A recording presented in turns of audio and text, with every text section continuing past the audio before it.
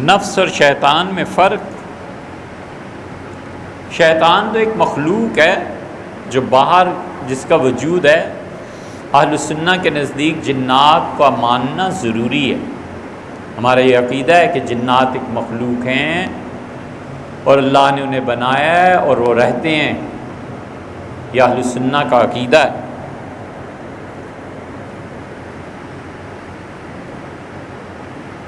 شیطان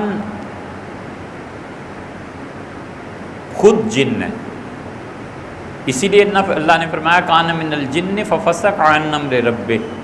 اور شیطان جن ہے اور اس نے اپنے پروردگار کے حکم سے نافرمانی کی، نکل گیا اللہ کے امر، اللہ کی اطاعت سے. اور نفس انسان کا انسان کے اندر ہی ہے اور وہ شیطان کا بھی باپ ہے. انسان کا نفس جو ہے یہ شیطان سے زیادہ بڑی طاقت ہے اور شیطان سے زیادہ پاورفل ہے.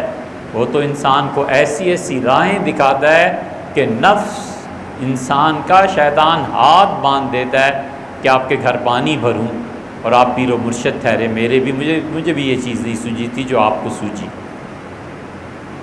فرق یہ ہے کہ نفس اندھا ہے، نفس کو دلیل نہیں سوجتی.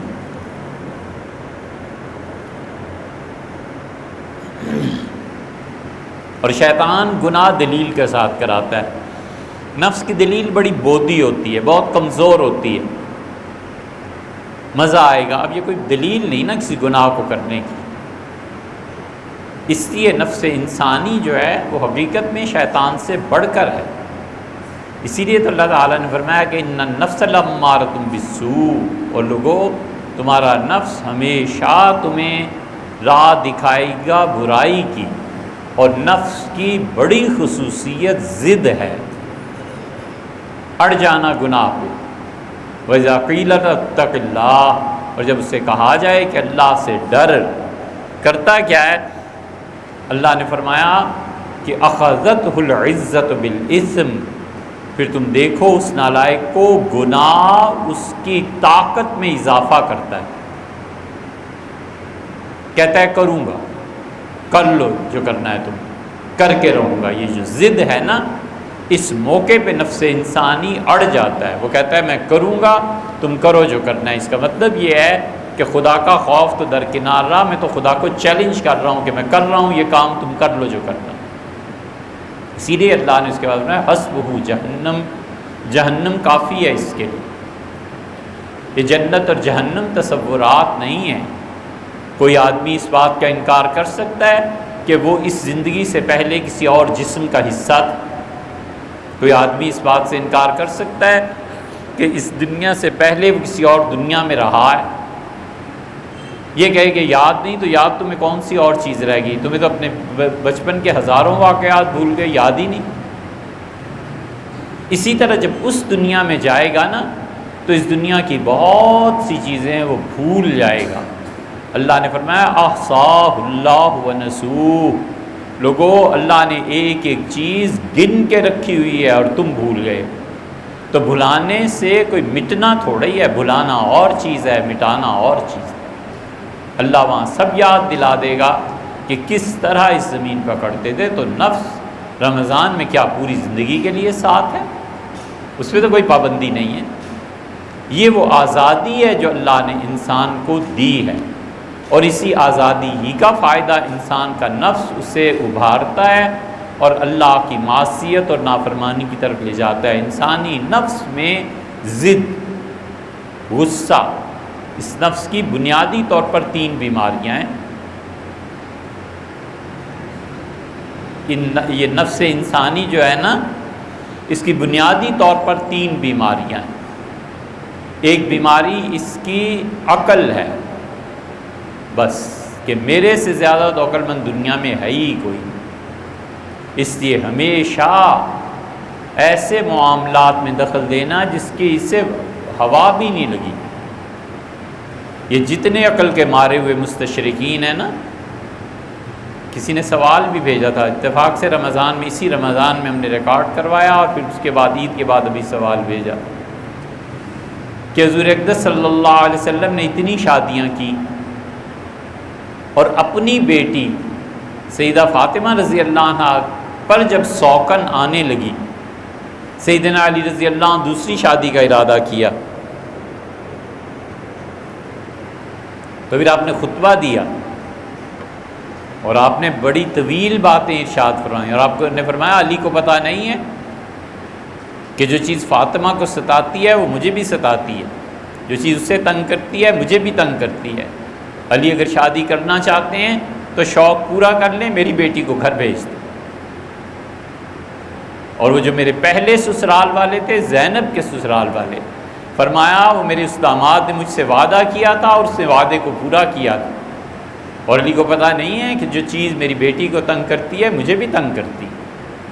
سیدنا علی رضی اللہ عنہ سہم گئے، انہیں نہیں اندازہ تھا کہ رسول اللہ صلی اللہ علیہ وسلم، اب یہ عقل ہی کی شرارتیں ہیں نا۔ اس نے مستشرقین نے اس سے کہا جی یہی انگریز پوچھتے ہیں کہ جب اپنی بیویاں اتنی لے آئے تو اس وقت تو کچھ نہیں، اور اپنی بیٹی پہ ایک سوکن کو برداشت نہیں کیا۔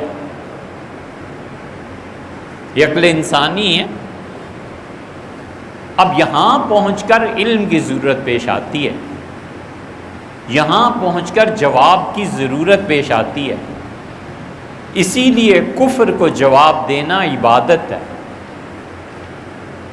کفر کو ایسا جواب دینا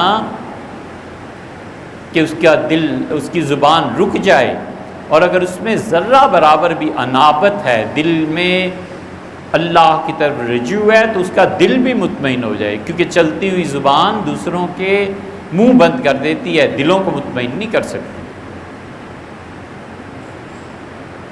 اور منہ بند ہو جاتا ہے کبھی اپنی عزت کی وجہ سے، کبھی دوسرے کی جہالت کی وجہ سے، کسی پتہ ہی نہیں ہے یار بولنے دو اب کیا کیا جائے۔ یہاں پہنچ کے علم کام دیتا ہے۔ عرض کیا کہ رسول اللہ صلی اللہ علیہ وسلم کی خصوصیت تھی نا، امت کے لیے 4 نکاح جائز ہیں، اور اللہ نے فرمایا آپ نکاح کریں، اور جتنی عورتوں سے آپ نکاح کریں آپ کے لیے جائز ہے۔ اللتی ہاجرن معک، جو ہجرت کر کے آپ کے ساتھ آئی ہیں آپ کر لیں ان سے نکاح۔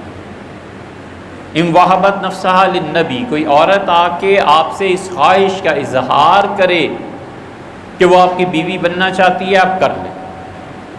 او اراد النبی یستنکحھا، آپ کا خود جی چاہتا ہے کسی عورت سے نکاح کرنے کو آپ کریں، اور آخر پہ فرمایا خالصۃ لک، ہم صرف آپ کو اجازت دے رہے ہیں، من دون المومنین، آپ کی امت میں سے کسی کا حق یہ نہیں، کسی کو اجازت نہیں، ان کے لیے 4 ہیں، آپ کے لیے بالکل کوئی پابندی نہیں۔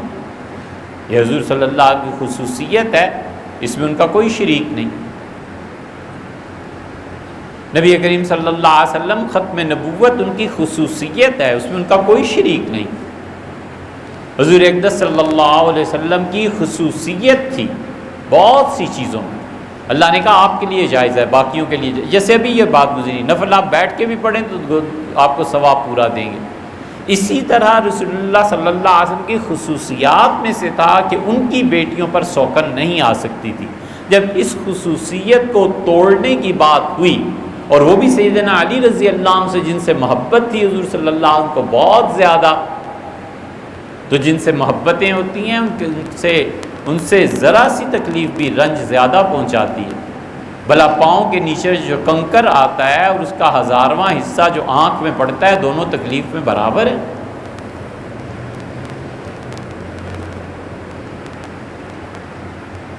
ایڑی کی سختی اور آنکھ کی قوت برداشت، زمین آسمان کا فرق۔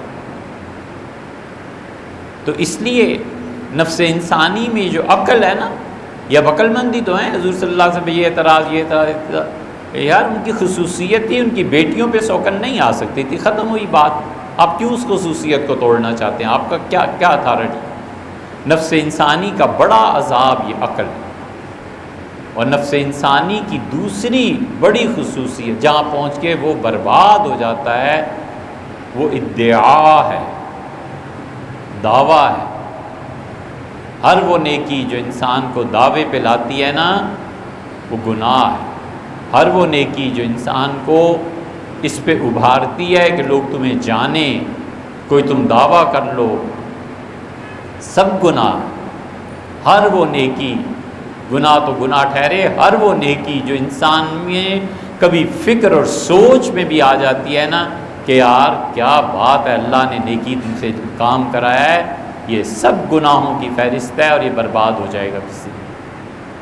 اور نفس انسانی کی تیسرا گمراہی کا سرچشمہ لذت ہے، مزہ ہے، مزہ آئے گا۔ یہ ہے اصل، جو آدمی لذتوں کو کرکرا کرنا جانتا ہو اور جو آدمی عقل کو برمحل استعمال کرنا جانتا ہو اور نفس اس کے قابو میں ہو نا، کوئی چیز نہیں ہے جو جنت میں جانے سے روکے۔ حضور صلی اللہ علیہ وسلم نے جو فرمایا ہے نا کہ لوگوں کے درجات جنت میں ان کی عقل کے مطابق ہوں گے، تو آدمی میں عقل جتنی غالب آتی ہے وہ ہمیشہ اپنی آخرت کا سوچتا ہے۔ دنیا میں ایک ہی محور اور مرکز ہے اور وہ آخرت ہے۔ اگر آخرت نہیں ہے نا، قیامت کی زندگی نہیں ہے، تو اللہ کو ماننا نہ ماننا دونوں برابر ہے۔ ہم نے نماز پڑھی کیوں؟ کیا فائدہ ہے؟ خام خواہ 1 گھنٹہ سارا ایسے خراب کیا اور کتنے کام چھوڑے۔ اگر آخرت نہیں ہے تو بھی اس کا فائدہ کیا ہے؟ ایک آدمی خدا کے ساتھ شرک کرتا ہے، اگر آخرت کوئی چیز نہیں ہے۔ اس لیے آخرت جس چیز کا نام ہے نا، یہ اصل میں بنیاد ہے سارے عقیدے کی۔ جو آخرت کوئی نہیں مانتا اس کے لیے کوئی عقیدہ نہیں، اور مسلمان عملاً 90% سے زیادہ آخرت کو نہیں مانتا۔ عملاً عقیدے میں کسی سے پوچھ لیں کہ مرنا ہے، اللہ کو جواب دینا ہے، وہ کہے گا ہاں، اور اس کو جو کرتوت کی ہیں اللہ کو جواب دینا ہے یا نہیں۔ حضرت عائشہ رضی اللہ عنہا سے کسی نے کہا کہ کسی کی تعریف کریں، انہوں نے کہا میں لوگوں کی تعریف تو کروں، مگر حضور صلی اللہ علیہ وسلم نے ایک موقع پہ مجھ سے کہا تھا، میں نے ایک عورت کی بڑی تعریف کی تھی، تو رسول اللہ صلی اللہ علیہ وسلم سے فرمایا عائشہ یہ کہو کہ اگر اللہ نے چاہا تو جنت میں جائے گا۔ اتنا قطعی اور یقینی جو تم کہہ رہی ہو نا کہ وہ جنتی تھا، تو ممکن ہے اس نے کوئی ایسا جملہ زبان سے نکالا ہو جس کے کہنے کی ضرورت نہیں تھی، اور ممکن ہے اس نے وہ چیز بچا کر اپنے گھر میں رکھ لی ہو جس کی اسے ضرورت نہیں تھی اور پبلک کو زیادہ ضرورت تھی، غریب آدمی کو زیادہ ضرورت تھی۔ ہم غور کریں، یہ بھی سردیاں گزری ہیں نا، اور کتنے سوٹ بنائے ہوئے ہیں، 30 40 کرنا کیا ہے یار؟ اللہ نے توفیق دی، آئندہ اور بنا لینا۔ سب خیرات کر دینے چاہیے، اللہ کی مخلوق میں تقسیم کر دینے چاہیے۔ ہم خود اپنے پہ غور کریں نا کہ پبلک کدھر جا رہی ہے۔ ایک کام بھی ضرور کرو، ضرور کرو۔